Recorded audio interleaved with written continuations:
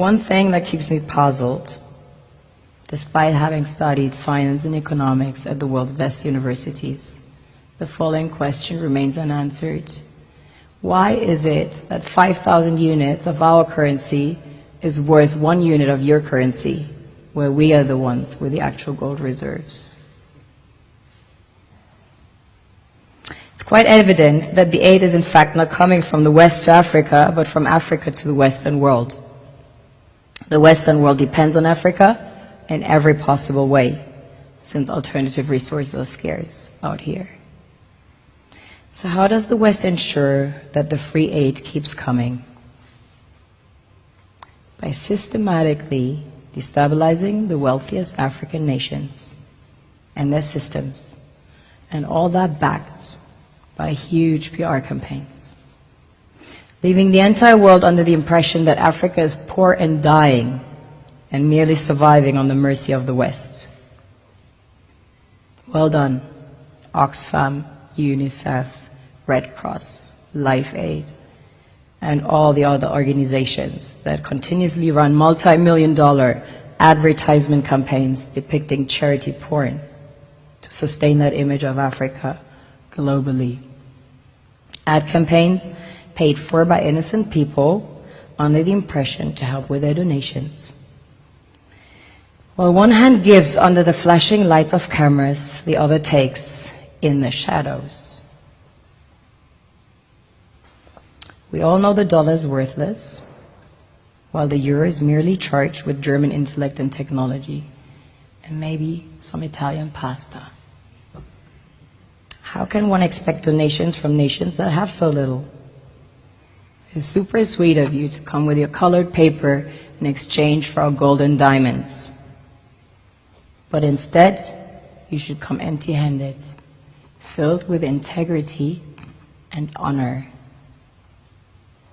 We want to share with you our wealth and invite you to share with us.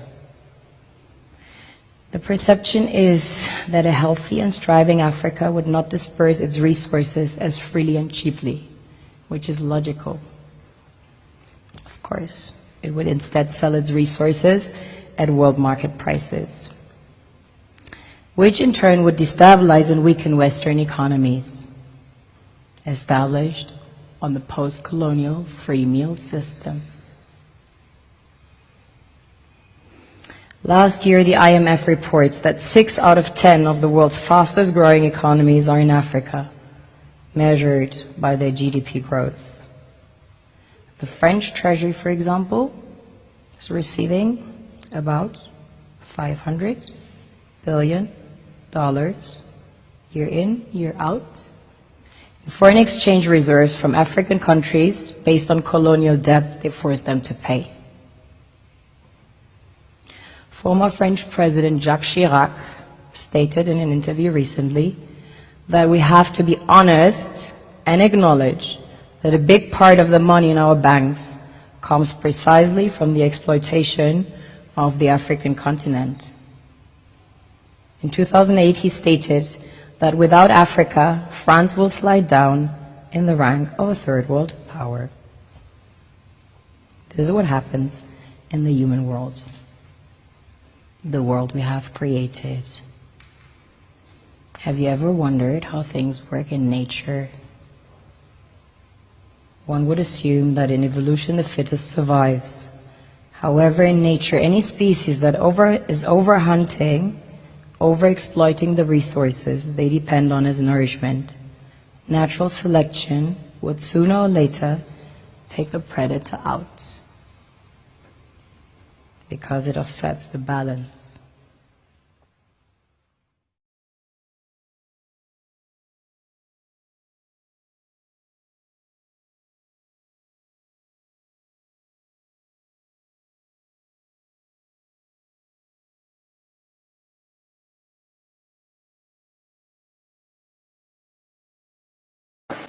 Tout à l'heure, vous évoquiez la souveraineté et vous expliquiez qu'il serait important que les Africains apprennent à faire respecter leurs règles. À votre avis, cet arrimage du franc CFA à l'euro via la Banque de France, c'est un drame. c'est un drame pour l'économie africaine. C'est un drame. Déjà, c'est un drame pour nous.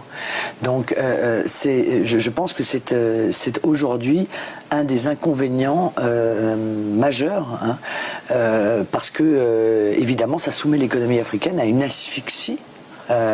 Au même titre d'ailleurs que l'économie française, mais en pire, peut-être en encore pire. Certainement. Bien sûr, en encore pire.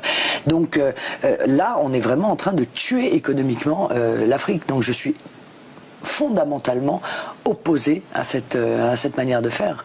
Et je combats cela parce que c'est impossible de s'en sortir avec une monnaie telle que celle-là. C'est impossible. Vous convenez donc que les États africains n'ont pas forcément les coups des franches pour pouvoir décider de ce qui doit être respecté dans leur pays. Là, c'est ça que vous oui, disiez mais précédemment. bien sûr, mais vous savez, moi, encore une fois, quand je défends l'indépendance monétaire de mon pays, je défends l'indépendance monétaire de tous les pays.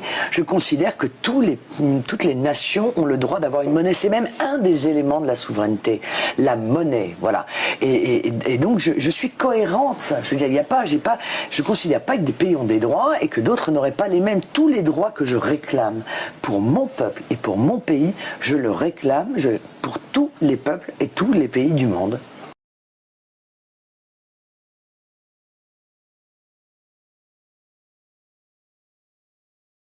On oublie seulement une chose, c'est qu'une grande partie de l'argent qui est dans notre porte-monnaie vient précisément de l'exploitation, depuis des siècles, de l'Afrique. Pas uniquement, mais beaucoup viennent de l'exploitation de l'Afrique. Alors, il faut avoir un petit peu de bon sens, je ne dis pas de générosité, de bon sens, de justice, pour rendre aux Africains, je dirais, ce qu'on leur a pris, d'autant que c'est nécessaire si l'on veut éviter les pires convulsions ou difficultés avec les conséquences politiques que ça comporte dans le prochain avenir.